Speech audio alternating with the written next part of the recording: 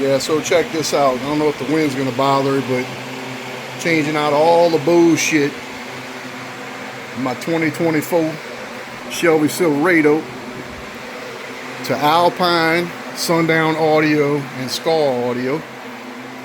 As you can see, that's the Alpine 6.5 two-way coax versus the Bose stock speaker.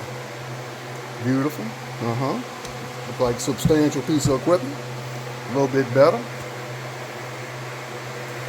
All right, let's move on to the next thing.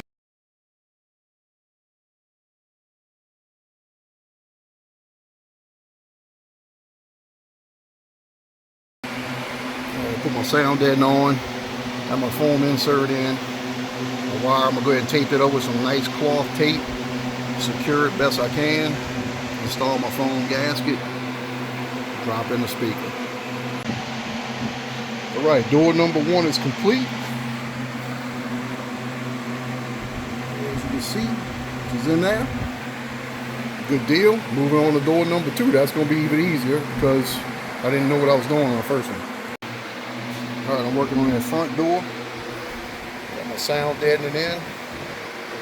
About to prepare to install this one. And I'll move on to the second door.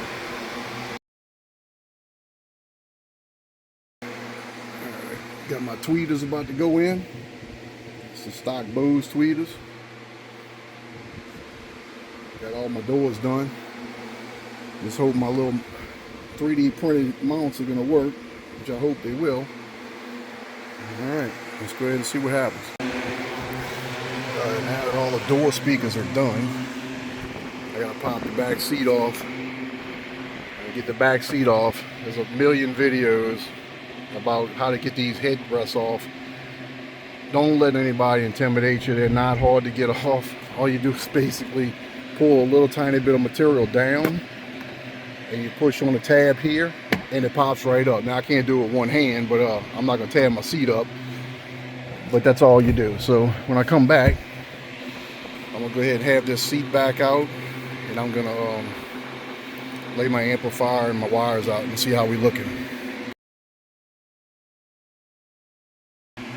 So now with the seat removed, you pull a factory Bose amp out,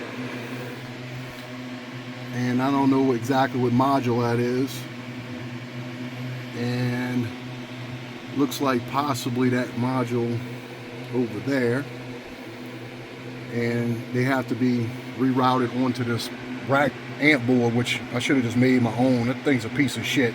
Anybody that buys this, be aware. Never seen it like this. It's actually soft in the inside.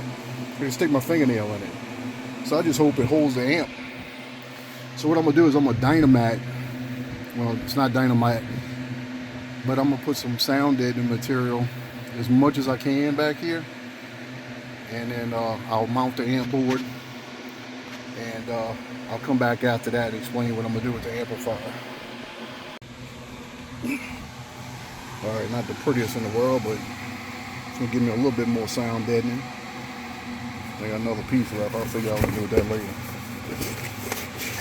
That's where we at so far. Come back in a few. Here's the amp mounted. I just got to mount the inverter, and I'll start lining up my wires once I get that done. Looks good so far. Alright, so this is how we're looking. The power wires ran. 0 gauge. That's the access box. That's just my speaker wires for the sub. It's my plug-in point. Clean everything up. Get the sub box in here, and we'll roll it out like. See how it works. Take us around the final product.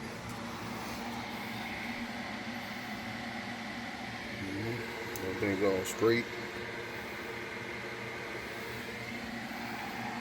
Installed. I mean, I could tidy up these wires a little bit more, but they're pretty nice. Everything's tight. So the only thing I need to do is make adjustments. A lot of them, because that DSP that for this access box right here is insane. 30 band parametric EQ with I'm using 6 channels right now. It has a capability of 10, but I'm using 6.